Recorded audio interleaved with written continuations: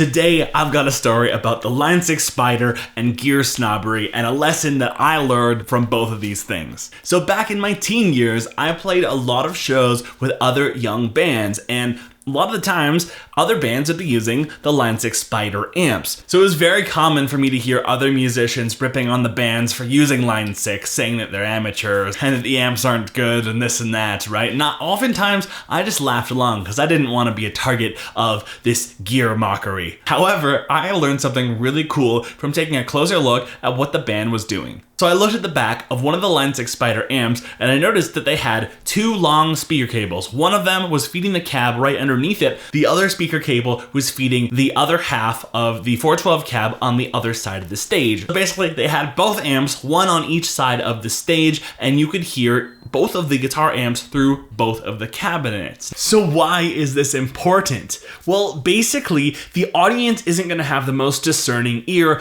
They might not be able to tell the difference between a tube amp tone and a solid state amp tone, but they can definitely tell a difference when they have an immersive three-dimensional experience. And that's kind of what this band was able to create using stereo, chorus, and delay, because the whole kind of room felt like it was kind of moving with that stereo chorus effect.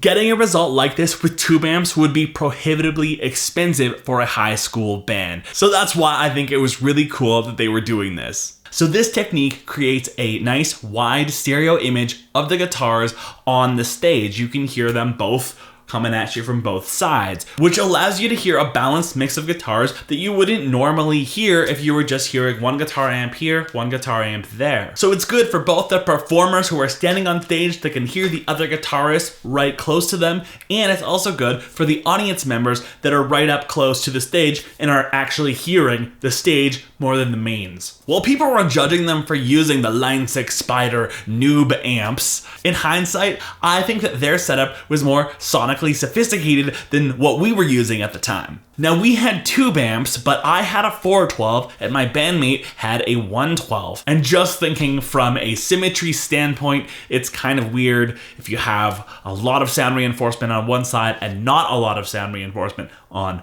the other side. Even though these guys were just underage kids like us, they had found a way to use their equipment in a creative way that created a satisfying results, all without tubes. They probably had a wider, more balanced stereo image than we did, and they might have even had more fun. They were more focused on the actual performance and what they were doing with the equipment rather than the equipment itself. At that point in my life, I was really into the dogma about tube amps being the absolute best in all scenarios. And over the recent years, I've kind of been starting to challenge that because it seems to me like tube amps are becoming a little bit more obsolete each year. However, that's another topic entirely. Now, as a musician, I can't tell you how many times I've been performing and I can't hear the other guitar because I've got the drummer right behind me and all I can really hear is his drum kit and everything else kind of sounds like mush. Using this technique can really benefit you from a performance standpoint because you can solidly hear the other guitar right behind you and you can be confident that things are locked in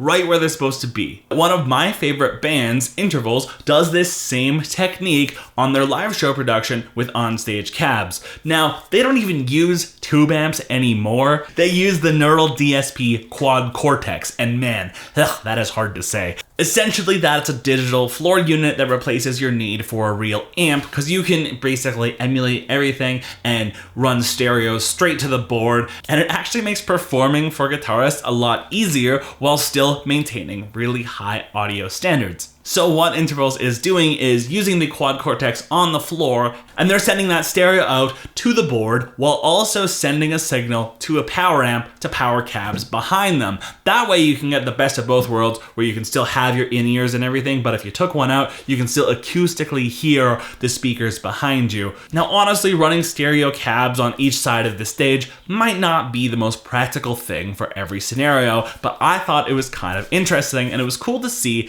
these young guys getting creative with the equipment that they had rather than balking about whether it has tubes or whether it's true bypass or whether it's class A or whatever it might be. They were able to get the most out of the equipment they had at their disposal. And I think that is what's genius about what they were doing. And being in a local band, especially as a young person, is really a mixed basket. Because sometimes you're playing to 10 people, sometimes it's 50 people, sometimes it's hundreds, sometimes it's thousands. You never really know. And you don't need to break the bank to be playing to the other bands at your local show.